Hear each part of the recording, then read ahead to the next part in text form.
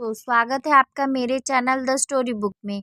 तो दोस्तों, कहानी शुरू करने से पहले मेरी आपसे गुजारिश है कि अगर आपको मेरी ये कहानी पसंद आती है तो हमारे चैनल को सब्सक्राइब कीजिएगा, कहानी को लाइक कीजिएगा, शेयर कीजिएगा और हाँ, बेल आइकन दबाना ना भूलें। तो स्टार्ट करते हैं आज की कहानी। ये कहानी जापान की एक सच्ची घटना पर आधारित है। द मिडनाइट बस। रात का वक्त था। बस स्टॉप से बस निकलकर अपने लास्ट स्टॉप तक जा रही थी। अभी बस का लास्ट स्टॉप आया नहीं था और अभी लास्ट स्टॉप आने में 6 और स्टॉप बाकी थे। बस में एक कंडक्टर, लेडी कंडक्टर, एक ड्राइवर, एक पति पत्नी का जोड़ा, एक बूढ़ी औरत और एक लड़का था। लड़का 20 साल का होगा। रात के समय बस चलती चली जा रही थी। बस में शांति ही शांति थी। बस का आखिरी स्टेशन आने से कुल 4 स्टॉप पहले ड्राइवर को 2 लोग दिखाई देते हैं सड़क पर। स्टॉप पर बस रोक देता है ड्राइवर।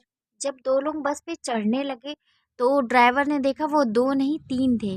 तीसरे शख्स को वो लोग मतलब उठा के लेके आ रहे थे। तीनों लोग ने वहाँ का पारंपरिक ड्रेस पहना हुआ था और पूरा पैर से लेकर सर तक ऐसे ढका हुआ था कि उनकी शक्ल सही से दिखाई नहीं दे रही थी। क्योंकि तीनों ने पारंपरिक ड्रेस पहन रखी थी तो जो बाकी पैसेंजर बैठे हुए थे उनको बड़ा अजीब सा लगा कि आज के ज़माने में ये कैसे ऐसे पहने हुए हैं। भी कोई कुछ नहीं बोलता और चुपचाप बैठे रहते हैं। फिर स्टॉप आता है। जो मियाँ बीवी का कपल था वो उतर जाता है, आगे की ओर बढ़ती है। बस में सब ऐसे बैठे हुए थे कि पहले लड़का बैठा हुआ था, फिर बूढ़ी औरत बैठी हुई थी और पीछे 3 जो वो आए थे वो एकदम पीछे बैठे हुए थे। जो बूढ़ी औरत थी वो बेर-बेर पीछे मुड़कर देख रही थी। उसको पता नहीं क्यों उन तीनों पे कुछ शक डाउट था। फिर अचानक ये हुआ कि वो बूढ़ी औरत उठी और चिल्लाने लगी। चिल्लाकर जो पास बैठे लड़का था उसको पकड़कर वो मतलब पीटने लगी, चिल्लाने लगी कि इसने मेरा पर्स चोरी किया है, मेरा पर्स गायब है। दोनों की लड़ाई सुनकर लेडी कंडक्टर आती है, वो दोनों को शांत कराने की कोशिश करती है। लेकिन जो बूढ़ी औरत होती है वो कहती है नहीं, मुझे नहीं पता, मुझे इसकी रिपोर्ट लिखानी पुलिस स्टेशन में और अगला स्टॉप आए तो मुझे आप उतार दीजिए, मैं इसकी रिपोर्ट लिखाऊंगी। पर लड़का भी गुस्सा आ जाता है, वो भी कहता है कि जब मैंने कुछ किया ही नहीं तो मैं क्यों डरूं, तो ठीक है चलो पुलिस स्टेशन। जब दोनों नहीं मानते हैं तो बस को स्टॉप पे रोकना पड़ता है और वो लोग उतर जाते हैं। इधर इतनी रात में बस स्टॉप में कोई बस नहीं, अब वो लास्ट बस थी जो चली गई।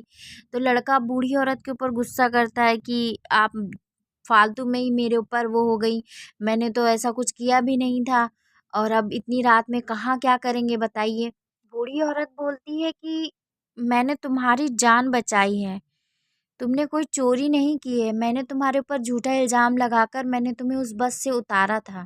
तब लड़का गुस्सा आ जाता है, वो कहता है कि आप ये क्या बोल रही हैं, मेरी जान बचाई, कैसे आपने मेरी जान बचाई, आपने तो मेरे को परेशान कर दिया।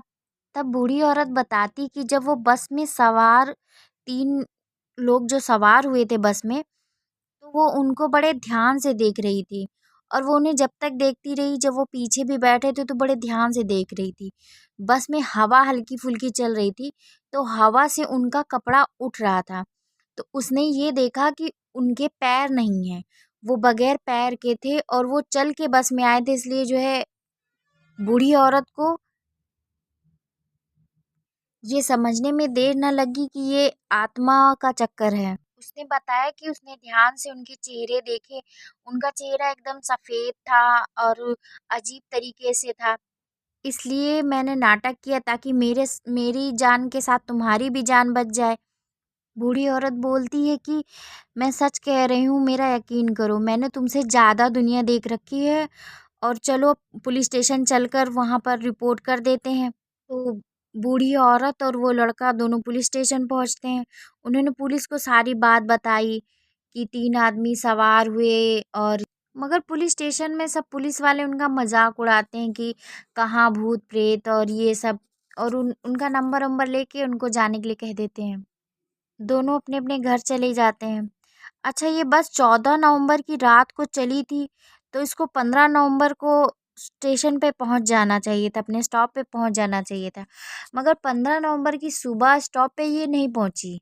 इस बस का रूट नंबर 375 था।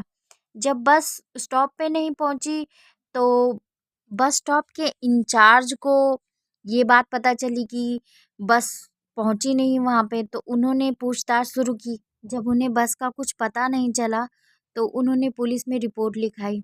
जब पुलिस वालों ने इधर उधर पूछताछ की तो पता चला कि बस 4 स्टॉप पहले देखी गई थी और उसके बाद वो बस नहीं देखी गई थी। इत्तेफाक से ये चौथा स्टेशन वही था जहाँ वो लड़का और बूढ़ी औरत उतरे थे। जब उस स्टॉप के पुलिस स्टेशन तक ये बात जाती है तो उन्हें याद आता है कि एक लड़का और बूढ़ी औरत आए थे रात में और बस के बारे में बता रहे थे कि बस थी। जिसने उनके नंबर ले रखे थे तो उन्हें फ़ोन करके बुलाया गया, तो दोनों अपनी वही बातें बताते हैं। बस के साथ बस का कंडक्टर और ड्राइवर भी गायब थे। फिर बस की धुनवाई तेज हो जाती है। अभी तक बस का कोई पता नहीं चला था।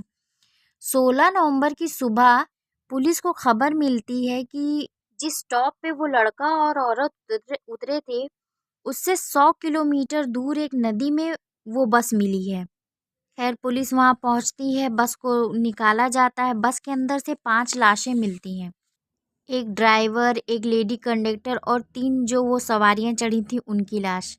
लाशें देखकर सब परेशान हो जाते हैं क्योंकि ड्राइवर और कंडक्टर की लाश तो सही सलामत थी, जैसे लगता था कि आज ही खत्म हुए हैं।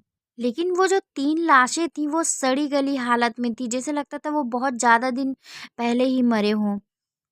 फिर फॉरेंसिक रिपोर्ट में भी ये साबित हो गया कि वो लाश बहुत पुरानी है, वो 3 लाशें। इधर पूछताछ में डिपो इंचार्ज ने बताया कि जब डिपो से बस जाती है तो उसी के हिसाब से उसके अंदर फ्यूल डाला जाता है, और चूंकि ये सरकारी बस है तो इसमें ज़्यादा फ्यूल नहीं डाला जाता है।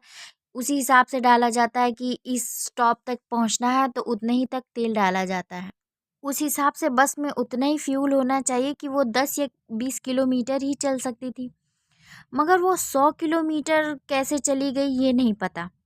अगर किस ड्राइवर ने तेल भरवाया भी होगा तो वो किसी पेट्रोल पंप पे तो सीसीटीवी कैमरे में कैच होते, लेकिन ऐसा भी नहीं था। और सबसे भयानक बात ये हुई कि जब फ्यूल टैंक खोल कर देखा गया तो उसमें डीजल की तो एक बूंद भी नहीं थी, लेकिन पूरा फ्यूल टैंक खून से भरा था।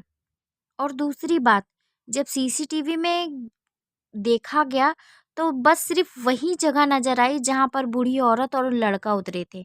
उसके बाद से बस किसी भी सीसीटीवी में कैच ही नहीं हुई। ये घटना मीडिया में इस कदर छाई कि वहां पर लोगों ने रात का सफर ही छोड़ दिया। रूट नंबर 375 को भूतिया करार दे दिया गया। रात के वक्त उस रूट में कोई सवारी ही नहीं करता था। इस घटना के बाद आज भी ये सवाल यूं ही बना हुआ है कि बस में वो 3 लोग कौन सवार थे, क्योंकि उन तीनों का आज तक पता नहीं लगा है। बस अपने स्टॉप से 100 किलोमीटर दूर कैसे गई, क्योंकि टंकी में तेल ही नहीं था, और टंकी में तेल की जगह खून कहाँ से आया। और 2 लाशें सही सलामत और 3 लाशें एकदम गली सड़ी क्यों थी, और किसी भी सीसीटीवी कैमरे में बस क्यों नहीं दिखाई दी। तो दोस्तों कैसी लगी आपको मेरी ये कहानी? अगर आपको मेरी कहानी पसंद आए तो लाइक ज़रूर कीजिएगा। Thank you.